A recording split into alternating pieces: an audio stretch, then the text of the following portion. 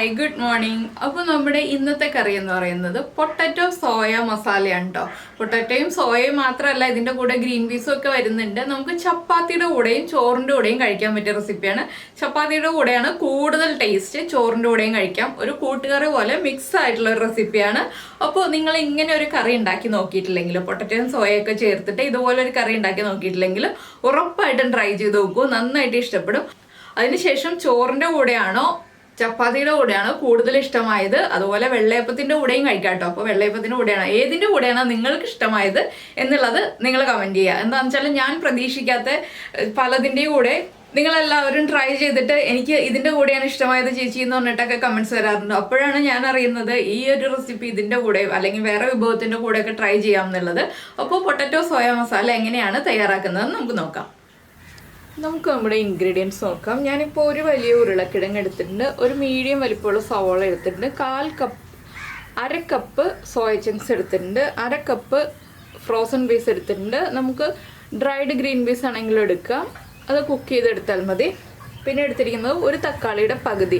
നമുക്ക് ഒരുപാട് തക്കാളി വേണ്ട, അതുകൊണ്ടാണ് ഒരു തക്കാളിയുടെ പകുതി എടുത്തിട്ടുള്ളത്. കുറച്ച് ഒരു 4-5 അല്ലി വെളുത്തുള്ളി എടുത്തിട്ടുണ്ട്, അതുപോലെ തന്നെ ഒരു പീസ് ഇഞ്ചി എടുത്തിട്ടുണ്ട്, അത് രണ്ടും ചെറുതായിട്ട് ചോപ്പ് ചെയ്ത് വെച്ചിട്ടുണ്ട്. ഒരു പച്ചമുളക് എടുത്തിട്ടുണ്ട്, അര കപ്പ് തേങ്ങ ചിരവിയതെടുത്തിട്ടുണ്ട്. അര കപ്പ് എന്നുള്ളത് 1/4 കപ്പ് വരെ ആയാലും കുഴപ്പമില്ല, നമ്മുടെ ഇഷ്ടത്തിനനുസരിച്ച് തേങ്ങയുടെ അളവ് തീരുമാനിക്കാം. അപ്പോൾ ആദ്യം നമുക്ക് തേങ്ങ വറുത്തെടുക്കണം, അതിനുശേഷം വേണം ബാക്കിയുള്ള കാര്യങ്ങൾ ചെയ്യാൻ. അപ്പോൾ ആദ്യം നമുക്ക് തേങ്ങ വറുത്തെടുക്കാം. ഈ വെജിറ്റബിൾസ് എല്ലാം കട്ട് ചെയ്ത് റെഡിയാക്കി വെച്ചതിന് ശേഷം മാത്രം നമുക്ക് തേങ്ങ വറുക്കാൻ വയ്ക്കാം. അപ്പോൾ തേങ്ങ വറുത്ത് കഴിഞ്ഞിട്ട് തേങ്ങ ചൂട് മാറാൻ വയ്ക്കുമ്പോൾ ബാക്കിയുള്ള കാര്യങ്ങൾ എളുപ്പത്തിൽ ചെയ്യാം. അപ്പോൾ ആദ്യം തേങ്ങ വറുക്കാം. തേങ്ങ വറുക്കുമ്പോൾ ഇതിലേക്ക് ചേർക്കുന്നത് എന്തൊക്കെയാണെന്ന് വെച്ചാൽ, തേങ്ങ വറുക്കാനായിട്ട് ചട്ടിയിലേക്ക് ഞാനിപ്പോൾ കുറച്ച് വെളിച്ചെണ്ണ ഒഴിച്ചിട്ടുണ്ട്. കുറച്ച് വെളിച്ചെണ്ണ ഒഴിച്ച് തന്നെ തേങ്ങ വറുക്കുക. ഇതിലേക്ക് നമ്മൾ എടുത്ത് വെച്ചിരിക്കുന്ന തേങ്ങ ചേർക്കുക. പിന്നെ ഒരു 4-5 ഇതൾ കറിവേപ്പില, 2-3 ഉള്ളി, ഇത്രയും ചേർത്ത് നന്നായിട്ട് ബ്രൗൺ കളറായി വരുന്നത് വരെ തേങ്ങ വറുത്തെടുക്കുക. കുറച്ച് സമയം എടുക്കും തേങ്ങ ഒന്ന് കുക്കായി വരാനായിട്ട്. അത്രയും സമയം നമ്മളൊന്ന് ഇളക്കി കൊടുത്തുകൊണ്ടിരിക്കുക. ഈ സമയത്ത് നമ്മൾ വേറെ കാര്യങ്ങളൊന്നും ചെയ്യുന്നില്ല, തേങ്ങ മാത്രമേ വറുത്തെടുക്കുന്നുള്ളൂ. ഇപ്പോൾ നമ്മുടെ തേങ്ങ കുക്കായി വന്നിട്ടുണ്ട്. ഞാൻ ഫ്ലെയിം കുറച്ചു. ഇനി നമുക്കിതിലേക്ക് പൊടികൾ ചേർത്ത് കൊടുക്കാം. ഫ്ലെയിം കുറച്ച് വെച്ചിട്ട് മാത്രം പൊടികൾ ചേർക്കുക. ഒരു 1/4 ടീസ്പൂൺ മഞ്ഞൾപ്പൊടി, 1 ടീസ്പൂൺ മല്ലിപ്പൊടി, 1/2 ടീസ്പൂൺ കാശ്മീരി ചില്ലി പൗഡർ, ഇത്രയും ചേർത്ത് നന്നായിട്ടൊന്ന് ഇളക്കി കൊടുക്കുക. ഇനി ഈ പൊടികളുടെ റോ ടേസ്റ്റ് മാറി വരുന്നത് വരെ 1 മിനിറ്റ് ഒന്ന് ഇളക്കി കൊടുക്കുക. പൊടികൾ കുക്കായി കഴിഞ്ഞിട്ട് നമുക്ക് ഈ ഒരു ചട്ടിയിൽ നിന്ന് മാറ്റിയിട്ട്, ഈ ചട്ടിയിൽ തന്നെയാണ് ഞാൻ കറി ഉണ്ടാക്കുന്നത്, നിങ്ങൾ ചട്ടിയിൽ നിന്ന് മാറ്റി വയ്ക്കുക, അല്ലെങ്കിൽ കുറച്ച് സമയം ഇളക്കിക്കൊണ്ടിരിക്കുക കേട്ടോ. ഫ്ലെയിം ഓഫ് ചെയ്ത് കഴിഞ്ഞിട്ട്, എന്താണെന്ന് വെച്ചാൽ ഈ ചട്ടിയിൽ തന്നെ വെക്കുകയാണെങ്കിൽ കരിഞ്ഞു പോകും, അതുകൊണ്ടാണ്. അപ്പോൾ ഈ ചട്ടിയിൽ തന്നെയാണ് കറി ഉണ്ടാക്കുന്നതെങ്കിൽ പൊടികൾ വേറെ പ്ലേറ്റിലേക്ക് മാറ്റിയിട്ട് ചട്ടി കഴുകിയതിന് ശേഷം മാത്രം കറി ഉണ്ടാക്കുക കേട്ടോ. അപ്പോൾ ഞാനിപ്പോൾ ഫ്ലെയിം ഓഫ് ചെയ്തിട്ടില്ല, പൊടികൾ ഇളക്കി കൊടുക്കുകയാണ്. ഇതിലേക്ക് 1-2 കാര്യങ്ങളും കൂടി ചേർക്കാനുണ്ട്. ഞാനിപ്പോൾ ഫ്ലെയിം ഓഫ് ചെയ്യുന്നതിന് തൊട്ട് മുന്നേ ആയിട്ട് ചേർക്കുന്നത് ഒരു 1/2 ടീസ്പൂൺ പെരിഞ്ജീരകം പൊടിച്ചതാണ്. അപ്പോൾ പെരിഞ്ജീരകപ്പൊടി ലാസ്റ്റ് ചേർക്കുമ്പോൾ നല്ലൊരു ഫ്ലേവറാണ് നമ്മുടെ മസാലയ്ക്ക്. അപ്പോൾ ഇനി നമുക്ക് ഫ്ലെയിം ഓഫ് ചെയ്യാം. ഇനി ഇതൊന്ന് ചൂട് മാറി വന്നിട്ട് നമുക്ക് അരച്ചെടുക്കണം. ഈ സമയത്ത് നമ്മുടെ ബാക്കിയുള്ള കാര്യങ്ങളൊക്കെ ചെയ്യാം, സവാള വഴറ്റുക, അങ്ങനെയുള്ള കാര്യങ്ങൾ, അതിൻ്റെ കൂടെ കുറച്ച് കാര്യങ്ങളൊക്കെ ചെയ്യാനുണ്ട്. അപ്പോൾ ഞാനിത് പകർത്തിയിട്ട് ഈ ചട്ടി ഒന്ന് കഴുകിയെടുക്കട്ടെ. അപ്പോൾ നമ്മൾ ചട്ടിയൊക്കെ കഴുകി എടുത്തിട്ടുണ്ട്, അതിലേക്ക് വെളിച്ചെണ്ണ ഒഴിച്ചിട്ടുണ്ട്. ഇനി നമുക്ക് നമ്മൾ കഴുകി വൃത്തിയാക്കി വെച്ചിരിക്കുന്ന ഉരുളക്കിഴങ്ങ് എണ്ണയിലേക്ക് ഇട്ട് കൊടുക്കാം. വെളിച്ചെണ്ണയാണ് ഇപ്പോൾ എടുത്തിട്ടുള്ളത്. ഒരുപാട് വെളിച്ചെണ്ണ വേണ്ട, ഒരു 1.5 ടേബിൾ സ്പൂണൊക്കെ വെളിച്ചെണ്ണ മതി. ഈ വെളിച്ചെണ്ണയിൽ തന്നെ നമുക്ക് ഇനിയും കാര്യങ്ങളൊക്കെ വഴറ്റിയെടുക്കാനുണ്ട്. അപ്പോൾ ഒരു 5 മിനിറ്റ് ഈ ഉരുളക്കിഴങ്ങ് ഒന്ന് ഈ വെളിച്ചെണ്ണയിൽ നന്നായിട്ടൊന്ന് വഴറ്റിയെടുക്കണം. അതിന് ശേഷം വേണം നമുക്ക് ബാക്കിയുള്ള കാര്യങ്ങൾ ചെയ്യാൻ. അപ്പോൾ ഒരു 5 മിനിറ്റ് ഞാനിങ്ങനെ ഇളക്കി കൊടുത്തുകൊണ്ടിരിക്കട്ടെ. ഇപ്പം നമ്മുടെ ഉരുളക്കിഴങ്ങൊക്കെ ഒന്ന് ഹാഫ് കുക്കായിട്ടുണ്ട്. നമ്മളൊരു 5 മിനിറ്റ് ആയിട്ട് ഇളക്കി കൊടുത്തുകൊണ്ടിരിക്കുകയാണ്. ഇത് ഇനി എണ്ണയിൽ നിന്ന് മാറ്റാം. ഉരുളക്കിഴങ്ങ് ഒരുപാട് വലിയ പീസായിട്ട് കട്ട് ചെയ്തിട്ട് ഇതുപോലെ ചെറിയ പീസുകളായിട്ട് കട്ട് ചെയ്തെടുക്കുക. ഇനി ഇതേ എണ്ണയിലേക്ക് തന്നെ നമ്മൾ കട്ട് ചെയ്ത് വെച്ചിരിക്കുന്ന സോയ ചങ്ക്സ്, കുക്ക് ചെയ്ത് കട്ട് ചെയ്ത് വെച്ചിരിക്കുന്നത്, എന്താണെന്ന് വെച്ചാൽ 2 മിനിറ്റ് തിളച്ച വെള്ളത്തിലിട്ട് കുക്ക് ചെയ്തതിന് ശേഷം തണുത്ത വെള്ളത്തിലേക്ക് ഇട്ടിട്ട് നന്നായിട്ട് പിഴിഞ്ഞ് കട്ട് ചെയ്ത് വെച്ചിരിക്കുന്ന സോയ ചങ്ക്സും ഇതുപോലൊരു 3 മിനിറ്റ് വഴറ്റിയെടുക്കുക. അതിന് ശേഷം ബാക്കിയുള്ള കാര്യങ്ങൾ ചെയ്യാം. അപ്പോൾ നമ്മുടെ സോയ ചങ്ക്സും കുക്കായി വന്നിട്ടുണ്ട്. നമുക്ക് സോയ ചങ്ക്സും ചട്ടിയിൽ നിന്ന് മാറ്റാം. സോയ ചങ്ക്സ് ചട്ടിയിൽ പിടിക്കും കേട്ടോ. നോൺ സ്റ്റിക്ക് പാൻ ആണെങ്കിൽ പിടിക്കില്ല, ഇരുമ്പിൻ്റെ ചട്ടി ആകുമ്പോൾ പിടിക്കും. അത് കുഴപ്പമില്ല, നമ്മൾ ബാക്കിയുള്ള മസാലകളൊക്കെ ചേർത്ത് ബാക്കിയെല്ലാം വഴറ്റി വരുമ്പോൾ അത് വിട്ട് വന്നോളും. അപ്പോൾ സോയ ചങ്ക്സും ചട്ടിയിൽ നിന്ന് മാറ്റിയിട്ടുണ്ട്. ഇനി നമുക്ക് കുറച്ച് എണ്ണ ചേർക്കാം. ഇനി നമ്മുടെ സവോള വഴറ്റാൻ ആവശ്യമായിട്ടുള്ള എണ്ണ വേണം കേട്ടോ. നമ്മളിതിലേക്ക് ചേർക്കുന്നത് നമ്മൾ കട്ട് ചെയ്ത് വെച്ചിരിക്കുന്ന ഇഞ്ചി, വെളുത്തുള്ളി, അതുപോലെ തന്നെ സവോള, പിന്നെ ഈ ഒരു സ്പ്ലിറ്റ് ചെയ്ത് വെച്ചിരിക്കുന്ന പച്ചമുളക്, പിന്നെ ചേർത്ത് കൊടുക്കുന്നത്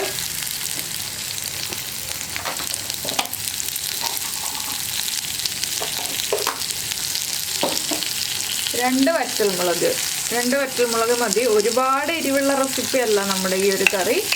അപ്പോൾ ഇനി ഇതെല്ലാം ചേർത്ത് സവോളയൊക്കെ നന്നായിട്ടൊന്ന് വഴറ്റിയെടുക്കുക. അതുവരെ ഇളക്കി കൊടുക്കണം. ഇതിൽ കുറച്ച് ഇളക്കാനുള്ള കാര്യങ്ങളാണ് കൂടുതലുള്ളത്. അപ്പോൾ ഇനി സവോള ഒന്ന് ലൈറ്റായിട്ട് ബ്രൗൺ ഷെയ്ഡായി വരട്ടെ. ഒരുപാട് ഡാർക്ക് ബ്രൗൺ ആവണ്ട, ലൈറ്റായിട്ടൊന്ന് ബ്രൗൺ ഷെയ്ഡായി വരുമ്പോൾ നമുക്ക് ബാക്കിയുള്ള കാര്യങ്ങളൊക്കെ ചേർക്കാം. പിന്നെ ഈ ഒരു കറിയിലേക്ക് ചൂടുവെള്ളം മാത്രം ചേർക്കാം, പച്ചവെള്ളം ചേർക്കരുത് കേട്ടോ. പച്ചവെള്ളം ചേർത്തിട്ടുണ്ടെങ്കിൽ നമ്മുടെ കറിയുടെ ടേസ്റ്റ് മൊത്തത്തിൽ അങ്ങ് മാറിപ്പോവും. അപ്പോൾ ചൂടുവെള്ളം ചേർത്ത് മാത്രം ഇളക്കി കൊടുക്കുക. ഞാനിത് ഒന്ന് ഇളക്കി കുക്ക് ചെയ്തെടുക്കട്ടെ. അപ്പോൾ നമ്മുടെ സവോളയൊക്കെ ഒന്ന് വഴന്നുണ്ട്. ഇനി ഇതിലേക്ക് നമുക്ക് കുറച്ച് പൊടികൾ ചേർക്കാനുണ്ട്. നമ്മൾ തേങ്ങ വറുത്തപ്പോൾ കുറച്ച് പൊടികൾ ചേർത്തിട്ടുണ്ട്, എങ്കിലും ഇതിലേക്ക് ചെറിയൊരളവിൽ പൊടികൾ ചേർക്കാനുണ്ട്. ഒരു 1/4 ടീസ്പൂൺ മഞ്ഞൾപ്പൊടി, അതുപോലെ തന്നെ 1/2 ടീസ്പൂൺ മല്ലിപ്പൊടി, 1/4 ടീസ്പൂൺ നമ്മുടെ Kashmiri chilli powder, 1/4 teaspoon garam മസാലപ്പൊടി. ഇത്രയും ചേർത്തിട്ട് നന്നായിട്ടൊന്ന് കുക്ക് ചെയ്തെടുക്കണം. ഈ പൊടികളൊന്ന് കുക്കായി വരണം. അതിന് ശേഷം വേണം നമുക്ക് ബാക്കിയുള്ള കാര്യങ്ങൾ ചേർക്കാനായിട്ട്. നല്ല ചൂട് ചട്ടി ആയതുകൊണ്ട് തന്നെ പൊടികൾ വേഗം കുക്കായി കിട്ടും. അപ്പോൾ ചൂടുവെള്ളം ഈ ഒരു സമയത്ത് റെഡിയാക്കി വയ്ക്കുക. പിന്നെ ഇടയ്ക്ക് ഞാനൊരു 2 തണ്ട് കറിവേപ്പില ചേർത്ത് കൊടുത്തു കേട്ടോ. അത് ഞാൻ പറയാൻ വിട്ടുപോയി. നമ്മുടെ സവോള ഒന്ന് വഴറ്റി വന്നപ്പോൾ 2 തണ്ട് കറിവേപ്പിലയും കൂടി ചേർത്ത് കൊടുത്തു. ഇനി നമുക്കിതിലേക്ക് തക്കാളി ചേർക്കാം. തക്കാളിയും ചേർത്ത് നന്നായിട്ടൊന്ന് ഇളക്കി മിക്സ് ചെയ്തെടുക്കുക. തക്കാളിയൊക്കെ ഓവർ കുക്കായി പോകണ്ട, തക്കാളിയൊക്കെ ഒന്ന് ചേർത്ത് ഇളക്കിയാൽ മതി. ഇതിലേക്ക് ഇനി നമ്മൾ ചേർക്കുന്നത് നമ്മുടെ ഗ്രീൻ പീസ് ഉണ്ടല്ലോ. ഗ്രീൻ പീസ് കുക്ക് ചെയ്തതാണെങ്കിൽ ഇപ്പോൾ ചേർക്കരുത്. ഫ്രോസൺ പീസോ ഫ്രഷ് പീസോ ഒക്കെ ആണെങ്കിൽ നമുക്കിപ്പോൾ ചേർത്ത് കൊടുക്കാം. കുക്ക് ചെയ്താണെങ്കിൽ ലാസ്റ്റ് ചേർക്കാം. നമ്മൾ കറി ഫ്ലെയിം ഓഫ് ചെയ്യുന്നതിന് തൊട്ട് മുന്നേ ചേർക്കാം. അപ്പോൾ ഞാനിപ്പോൾ കുക്ക് ചെയ്യാത്ത ഗ്രീൻ പീസ് ആയതുകൊണ്ട് ചേർത്ത് കൊടുക്കുന്നുണ്ട്. ആ ഗ്രീൻ പീസും കൂടി ചേർത്ത് ഇളക്കിയതിന് ശേഷം നമ്മുടെ ഉരുളക്കിഴങ്ങും സോയ ചങ്ക്സും ചേർത്ത് കൊടുക്കുന്നുണ്ട്. ഇതും ചേർത്ത് നന്നായിട്ടൊന്ന് ഇളക്കി മിക്സ് ചെയ്യുക. ഇതിലേക്ക് ഇനി നമ്മൾ ചേർക്കുന്നത് നമ്മൾ റെഡിയാക്കി വെച്ചിരിക്കുന്ന അരപ്പാണ്. ഞാൻ വെള്ളം ചേർക്കാതെയാണ് അരപ്പ് റെഡിയാക്കി എടുത്തിട്ടുള്ളത്. നിങ്ങൾ വെള്ളം ചേർത്ത് അരച്ചാലും കുഴപ്പമൊന്നുമില്ല കേട്ടോ. വെള്ളം ചേർത്തില്ലെങ്കിലും കുഴപ്പമില്ല, വെള്ളം ചേർത്താലും കുഴപ്പമില്ല. നമ്മളിതിലേക്ക് ഇപ്പോൾ വെള്ളം ചേർക്കും. അപ്പോൾ അരപ്പ് ചേർത്ത് കൊടുക്കാം. അരപ്പ് ചേർത്തിട്ട് മിക്സിയുടെ ജാറിലേക്ക് കുറച്ച് വെള്ളം ചേർത്ത് ഒന്ന് ചുറ്റിച്ചൊഴിക്കാം. ഞാൻ ചൂടുവെള്ളമാണ് ചേർക്കുന്നത് മിക്സിയുടെ ജാറിലേക്കും അതുപോലെ തന്നെ നമ്മുടെ കറിയിലേക്കും.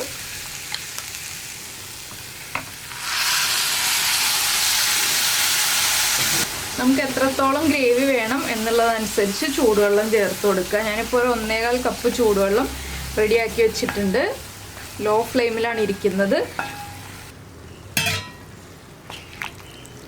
നന്നായിട്ട് ഇളക്കി മിക്സ് ചെയ്യുക വെള്ളം ചേർത്തിട്ട്. ഇനി നമുക്ക് ഉപ്പ് ചേർക്കാം. അപ്പോൾ നമ്മൾ ഇത്രയും സമയമായിട്ടും ഉപ്പ് ചേർത്തിട്ടുണ്ടായിരുന്നില്ല. ഇനിയാണ് ഉപ്പ് ചേർക്കാൻ പോകുന്നത്. ഈ വെജിറ്റബിൾസിനെല്ലാം ആവശ്യമായ ഉപ്പ് ഇപ്പോൾ ചേർത്ത് കൊടുക്കുക. കുറച്ച് ഉപ്പ് ചേർക്കുക, ആവശ്യമാണെങ്കിൽ നമുക്ക് പിന്നീട് ചേർത്ത് കൊടുക്കാം. നന്നായിട്ടൊന്ന് ഇളക്കി മിക്സ് ചെയ്തിട്ട് അടച്ചു വെച്ച് കുക്ക് ചെയ്തെടുക്കുക. ഇത് ഗ്രേവി ആയിട്ടുള്ള റെസിപ്പി അല്ല, കുറച്ച് കുറുകിയിരിക്കുന്ന റെസിപ്പിയാണ്. അപ്പോൾ ഈ എല്ലാ മസാലകളും ഈ കഷ്ണങ്ങളിലേക്ക് പിടിച്ച് കഷ്ണങ്ങളൊക്കെ ഒന്ന് കുക്കായി വരട്ടെ. അതുവരെ നമുക്കൊന്ന് അടച്ചു വയ്ക്കാം.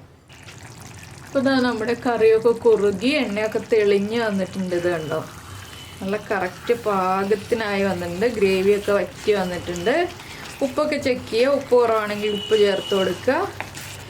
ഇനി നമുക്കിതിലേക്ക് ഒരു കാര്യവും കൂടി ചേർക്കാനുണ്ട്. ഞാൻ ഇത്രയും സമയം ലോ ഫ്ലെയിമിൽ വെച്ചിട്ടാണ് കേട്ടോ ഗ്രേവി വറ്റിച്ചെടുത്തത്. ഇനി നമുക്കിതിലേക്ക് ചേർക്കാനുള്ളത് ലാസ്റ്റ് ഒരു 1/4 ടീസ്പൂണും കൂടി പെരിഞ്ജീരകം പൊടിച്ചത്. അപ്പോഴാണ് നമ്മുടെ കറിക്ക് നല്ലൊരു ഫ്ലേവർ കിട്ടുക. പിന്നെ ഒരു തണ്ട് കറിവേപ്പിലയും കൂടി ചേർത്ത് കൊടുക്കാം. ഇതൊന്ന് ഇളക്കി മിക്സ് ചെയ്തതിന് ശേഷം ഫ്ലെയിം ഓഫ് ചെയ്യുക. അപ്പോൾ നിങ്ങൾ ഇങ്ങനെ ഒരു റെസിപ്പി ചെയ്ത് നോക്കിയിട്ടില്ലെങ്കിൽ ഉറപ്പായിട്ടും ട്രൈ ചെയ്യൂ. ചോറിൻ്റെ കൂടെയും ചപ്പാത്തിയുടെ കൂടെയും അപ്പത്തിൻ്റെ കൂടെയൊക്കെ വളരെ നല്ല കോമ്പിനേഷനാണ് കേട്ടോ. അപ്പോൾ എല്ലാവരും ട്രൈ ചെയ്തിട്ട് ഫീഡ്ബാക്കൊക്കെ അറിയിക്കുക. അതുപോലെ ഇഷ്ടപ്പെട്ട റെസിപ്പി ആണെങ്കിൽ ഒന്ന് ലൈക്ക് ചെയ്യാനും മറന്നു പോകരുത്. അപ്പോൾ നമ്മുടെ ചാനൽ ആദ്യമായിട്ട് കാണുകയാണ്, വീഡിയോ പ്രസൻറ്റ് ചെയ്യുന്ന രീതിയൊക്കെ ഇഷ്ടമായി എന്നുണ്ടെങ്കിൽ നമ്മുടെ ചാനലൊന്ന് സബ്സ്ക്രൈബ് ചെയ്ത് സപ്പോർട്ട് ചെയ്യണേ. സബ്സ്ക്രൈബ് ചെയ്യുന്നതിന് ഈ വീഡിയോയുടെ താഴെയുള്ള റെഡ് സബ്സ്ക്രൈബ് ബട്ടൺ ഒന്ന് ക്ലിക്ക് ചെയ്യുക. ആൻഡ് റൈറ്റ് സൈഡിലുള്ള ബെല്ലൈക്കണും ക്ലിക്ക് ചെയ്യുക. അപ്പോൾ ഓൾ എന്ന് പറഞ്ഞിട്ടൊരു ഓപ്ഷൻ കാണാം. ആ ഓളും കൂടി പ്രസ് ചെയ്തിട്ടുണ്ടെങ്കിൽ ഞാൻ എപ്പോഴും വീഡിയോ അപ്ലോഡ് ചെയ്യുമ്പോൾ നിങ്ങൾക്ക് നോട്ടിഫിക്കേഷൻ വരും. അപ്പോൾ എന്തായാലും നമുക്ക് നമ്മുടെ അടുത്ത റെസിപ്പിയായിട്ട് അടുത്ത ദിവസം കാണാം. ഇതുപോലെ എണ്ണ തെളിഞ്ഞ് കഴിയുമ്പോൾ മാത്രം ഫ്ലെയിം ഓഫ് ചെയ്യാം കേട്ടോ. അത് പ്രത്യേകം ശ്രദ്ധിക്കുക.